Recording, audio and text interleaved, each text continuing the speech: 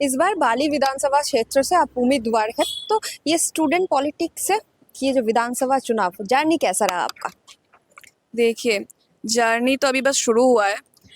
मैं तो चाहती हूँ कि ये जो बाली के जो लोगों का जो हर दिन का जो समस्या है, ये पहले समाधान हो जाए, क्योंकि ये जो हर रोज़ निकलते हैं, घर से निकलते ही पानी भरा हुआ है और फिर जो भी डस्टबिन है वो भी साफ नहीं हो रहा है हर दिन।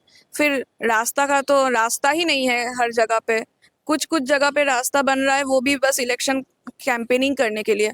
उधर कुछ वीडियो लगाए जा रहे हैं, उसको पोस्टर लगाए जा रहे हैं कि इतने सारे रास्ते किए, लेकिन 15 साल से आप लोग हैं, 15 साल में वो रास्ता क्यों नहीं हुआ? जब आपको जानते हैं, जब आपको टिकट मिल रहा है, तब आप रास्ता करवा रहे हैं और पोस्टर लगा रहे हैं, ये क्या बात हुई?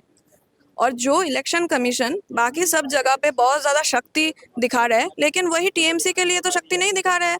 जो वो लोग कुछ नियम है कि झंडा लगाने का इस बार कुछ नियम किए हैं, लेकिन टीएमसी का आप देखिए, मेरे ही वार्ड में जाके 62 में वहाँ पे तो झंडा ऐसे ही लगा है, लेकिन वहाँ पे कोई उन लोगों का ऑब्लिगेशन नहीं। तो ये जो है, ये पक्षपात हो रहा है। ये सीधा सीधा एक ही चीज़ हो रहा है कि बीजेपी प्लस टीएमसी मिलके ये वोट लूट करने की कोशिश कर रहे हैं, और हमें इसको रोकना है। और इसी जर्नी में मैं भी हूँ, और मेरे साथ बाकी जितने भी बाली के लोग हैं सब है, कि हम लोग ये चाहते हैं कि हमारा जो भी मिनिमम डिमांड है, जिसके लिए हम टैक्स भरते हैं, वो तो कम से कम हम लोगों को मिले। अगर टैक्स भरने के बाद भी वो सारे व्यवस्था हम लोगों को नहीं मिल रहा है, तो क्या फ़ायदा है ऐसे सरकार को रखने में, ऐसे एमएलए एमपी को चुनने में? तो I think you are the youngest candidate in this election. Yes, I guess. तो मतलब इस बार मुद्दा क्या है आप लोगों का, तो 2020-26 का? मुद्दा एक ही है, रोटी रोजी का है, नौकरी का है, शिक्षा का है, जो भी हेल्थ सिचुएशन जो अभी हो रहा है उसका है, और बेसिक नीड्स, जो भी बेसिक नीड्स है ह्यूमन का, वो होना चाहिए।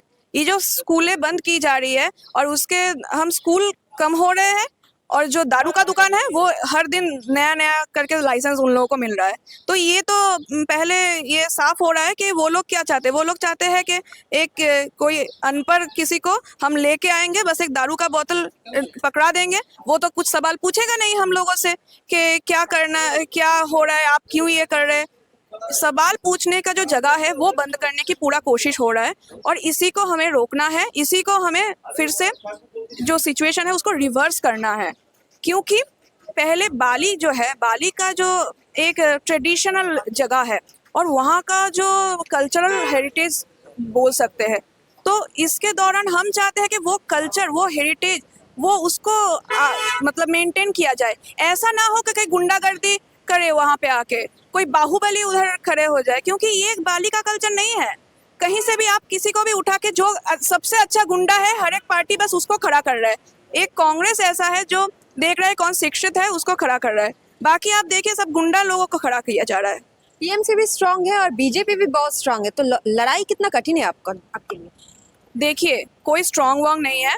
अगर टीएमसी के जो ये गुंडागर्दी बंद कर दिया जाए, तो ये कुछ स्ट्रांग भी नहीं है, कुछ भी नहीं है। अगर स्ट्रांग होते तो सिर्फ क्या इलेक्शन के वक्त काम करते? उनको तो पता है कि हम स्ट्रांग हैं, हम तो ऐसे ही जीत जाएंगे।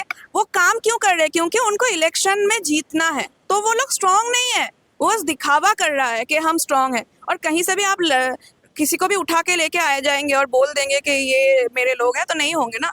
वही लोग आप बीजेपी के रैली में भी दिखेंगे, वही लोग जो टीएमसी के रैली में है। तो ये तो स्ट्रांग कहाँ से हो रहा है? और बीजेपी का तो कैंडिडेट ही नहीं है वो उधर का, एक कोई बाली कॉन्स्टिट्यूंसी। हाँ, वो तो उसका तो होम कॉन्स्टिट्यूंसी भी नहीं है, तो कहीं से भी उठा के बस ला रहा है और उधर टपक रहा है। तो ये क्या हो रहा है? ये तो नहीं होना चाहिए। मतलब अगर आपके पास कोई नहीं है तो ही तो आप कहीं और से किसी को पकड़ के लेके आएंगे और उधर खड़ा करेंगे ना। और गुंडा के अगेंस्ट गुंडा खड़ा किया जा रहा है।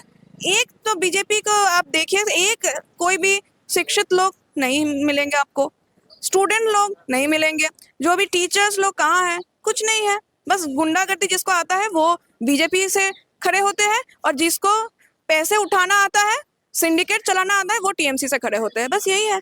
लास्ट क्वेश्चन, एक्सपेक्टेशन कितना है पश्चिम बंगाल से इस बार? पश्चिम बंगाल के जनता से बहुत एक्सपेक्टेशन है, और मैं जानती हूँ, मुझे पूरा भरोसा है कि पश्चिम बंगाल की जनता हमेशा इंडियन नेशनल कांग्रेस के साथ साथ है और हमेशा साथ रहे, क्योंकि उनको पता है कि इंडियन नेशनल कांग्रेस ही है जो वेस्ट बंगाल को मतलब डेवलप करने में हेल्प की है, बाकी तो सब बेचने में लगे हैं। Thank you. मतलब इस बार 2026 का जो इलेक्शन है वो बहुत अलग है, क्योंकि टीएमसी, बीजेपी, कांग्रेस अलग लड़ रही है। देखिए, कांग्रेस पार्टी बहुत मजबूती से पूरे वेस्ट बंगाल में चुनाव लड़ रही है। ये हकीकत है कि वेस्ट बंगाल की जो विधानसभा है, जो नई विधानसभा बनेगी, जो विधानसभा इस चुनाव के बाद बनेगी, उसमें अगर कांग्रेस का कंट्रीब्यूशन होगा तो वेस्ट बंगाल के अंदर तरक्की, जैसे कांग्रेस की रिजीम में तरक्की हुआ करती थी, वो तरक्की और देखने को मिलेगी। वरना आप देख सकते हैं जो तीनों चारों पार्टी हैं, उनका क्या मापदंड है, उनकी करनी कटनी में कितना फर्क है। वो बोलेंगे कुछ, करेंगे कुछ। तो मैं चाहता हूँ कांग्रेस पार्टी का और बहुत मजबूत चुनाव लड़ रही है। खासतौर पर मैं इधर हमारे छात्र परिषद की पहचान के नॉमिनेशन में भी आया हूँ, तो मुझे उम्मीद है अब नौजवान साथियों का दौर है, नौजवान लोगों का दौर है, तो नौजवान हमारी जो कैंडिडेट है उसको बहुत बहुमत से वोट मिलने वाला है और चुनाव जीतने वाली है। और दादा ये बोलने जा रहा है, टीएमसी बोल रहा है कांग्रेस बंगाल में बहुत वीक है, कैसे इलेक्शन में? देखिए, बात ऐसी है, ये लोकतंत्र है, कई जगह हम कमजोर हैं, कई जगह हम मजबूत हैं। वो अपनी हालत को संभालें, वो देखें किस तरीके से टीएमसी बार बार बिखर रही है। वो डरा कर बीजेपी अपनी टीएमसी को पार्टी को साधने में लगी हुई है।